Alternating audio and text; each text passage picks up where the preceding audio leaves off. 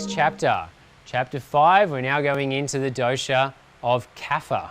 We're going to understand how to treat Kapha. First to recognize is the elements. You'll always see this cross of language, remember? So you can see within every new subject, the old language terms worked as well, different to the Western scientific model. So the elements were earth and water. So this one's going to build the most form, size, it's the growth cycle. Now what are its qualities? It's wet, it's heavy, it's stable, it builds stability in the body, it's slow in the way that it moves. It's solid, all of our solid bone structures, foods that have a lot of solid structure to them are all dominant in that. Unctuous means oily, lubricating, sticky qualities. It's slow, so it's slow in its movement and the way in which it moves, slow in the way that the cloud moves over. All of these qualities. If you eat something and it makes you feel slow, then there was too much kapha at that point. It's cool, so whereas vata was cold, kapha is cool, it's not as cold. It's dense, so it compacts things together. So if a food is really dense, like rice or a protein, it's got more kapha to it. Soft, if it's soft to the touch. So a kapha person, when you touch them, their skin is soft. If the fruit is soft in the way that you touch it and it's a little spongy and it moves in, it's going to have more kapha qualities to it. Sticky, sticking things together. Cloudy, like milk. It's wet and it's cloudy, so it has a lot of these qualities. It's oily, there's a lot of the qualities of kapha within milk. Liquid, generally liquid, and its dominant taste is sweet. If the person is more sweet, loving, nurturing, they may have more kapha to their qualities. So we use this taste to express a lot of things in the West, and I'm sure you do in Indonesian as well, that the taste does not just mean a taste of food. Actually, the word taste rasa in Indonesian originally comes from Sanskrit. It originally comes from Ayurveda, and rasa means essence, or emotion. So it's what is the taste in terms of more than just a physical food thing. It's a way of expressing and being. Function. So it creates all cohesion, it holds us together. So if we've got too much cohesion, like a tumor, something's building up and holding together, then that's kapha. That building up of a tumor and a growth creates all structure. So the structure of our bones and our form are all kapha. Our strength, our solidity of the body. Endurance, our ability to keep doing something for a long time is kapha. So because Pitta and Vata are my two dominances, I won't be able to sustain doing something for a really long period of time because my endurance is not there. Even just talking starts to dry me out. Whatever it is, that action, I won't be able to sustain it because there's not a lot of kapha to build up that nourishing quality that's there. Lubrication, its color is white. So if we see white, so this could be white patches on the skin, those fungus type patches that you see, there's some form of kapha imbalance that's taking place there. A lot of people will have a white tongue coating. If they look at their tongue in the morning, there's that white coating there. It's showing this buildup of kapha. What's our mucus like? Our mucus, our snot, is generally white. So it's this kapha, oily, lubricating, wet. Where does that mucus come from? The top part of the body, the kapha parts of the body that are there. The animal, what do you think is going to be the animal for kapha? Elephant, yeah. It's so the elephant. It moves slow. It likes love. Its ability to love its family and be so connected towards that child is amazing. They're also slow to learn, but they never forget. There's a degree of constancy with kapha. So imagine like the elephant, they've done studies where they stake it to the ground with a big stake, and it tries to pull the stake out for ages. It's 3 days, it keeps on pulling on the stake. But then, once it's learnt, they stake it to the ground with a tiny little stake. It never tries again for the rest of its life. It just thinks, oh, that's what I've learnt, I can't pull the stake out.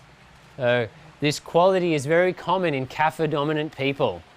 They learnt something in their childhood, and now they're just like, that's it, it's the same. It's hard for them to change and appreciate something new. They get stuck in an old way of being. It could be an old religious practice. It could be something that just isn't suiting the new environment, but because it worked before, they're like, oh, now that's the way it should be now. Whereas a Vata person will be like, new, whatever it is. For them, it's like they wanted to go to the beach and all they needed was a butterfly.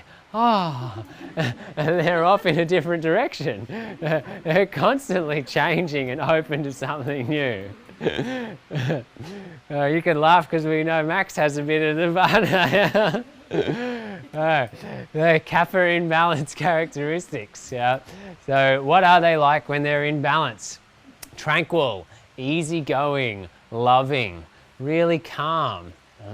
They have a strong and good stamina, ability to keep going through.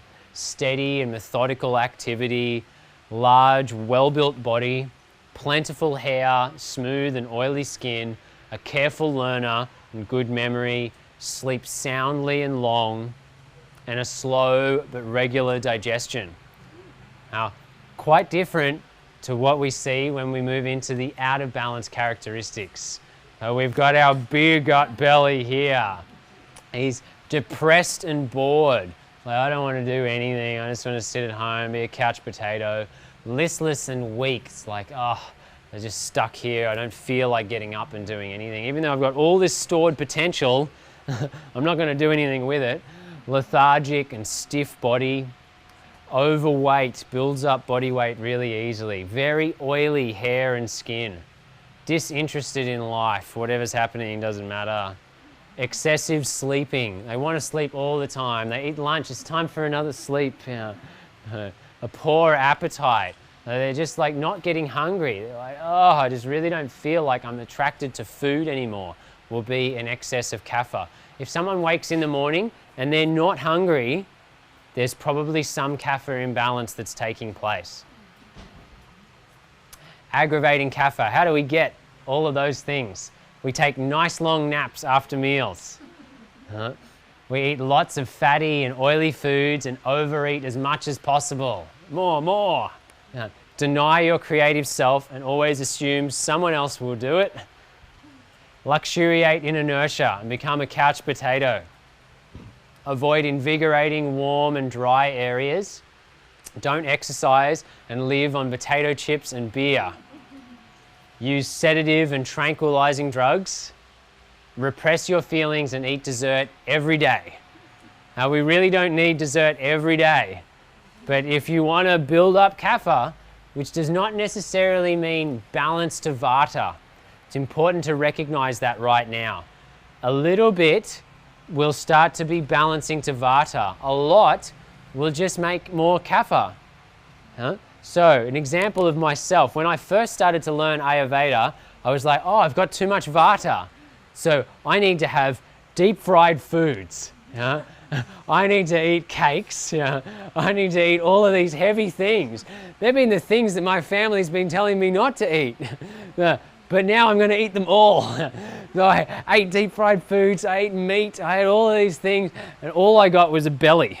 The rest of my body was still thin. I wasn't gaining any weight. And I was like, ugh. I lost my enthusiasm for life. I felt so sedated. All I got was Kapha excess. We need to appreciate our individuality. I'm not meant to be big. It's not my constitution. It's not my body type. My grandfather was a world champion boxer. When he won the world championship fight, he was 54 kilograms, lighter than me when he won a world championship fight. So it shows that our genetics are thin. We're meant to be that way. They still need to provide balance. Yeah. Ayurveda is not about denying what you are. It's not like, oh yeah, I'm Kapha, so I need to be Vata. It's like I'm Kapha, so I'm loving, I'm nurturing, I have the ability to give, and I've got good stamina. And I need to balance with some leafy green foods and some nice ginger and some warming spices. And I need to do fasting regularly. Yeah? So honor your uniqueness and sandwich it with balance. How do we balance Kapha? We get plenty of exercise and we keep active. So important for Kapha. Live a life of service and charity. How can I give? How can I make my resources available to others? Kapha is very good at not just building a body, but also building resources. They build wealth and a home and all these other things. And they need to go, oh, how can I use all of those things to help others? That helps to balance their Kapha. Decrease foods which are heavy, such as dairy, fatty, oily, thick, and grains like wheat. Wheat is not the grain for a Kapha-dominant person. Avoid iced foods and drinks. Eat light and dry foods. Dominate in bitter, astringent, and pungent tastes. We got one more. Vary your routine. Try and shake it up. Try and do something different. At least one day of the week have one where like, I'm going to do something completely different. Sometimes when I'm teaching yoga and I see, oh, there's a lot of Kapha dominant people in this room. No, they'll get into the same position that they've always gotten into. They like this position here. So instead, all of a sudden I'll move the front and I'll move my front around to there. And it's like they all of a sudden they go, oh, it's changed, okay. I got to be over there. Different if there was a lot of Vata. I want them to feel stable. Be in the same position that you were before.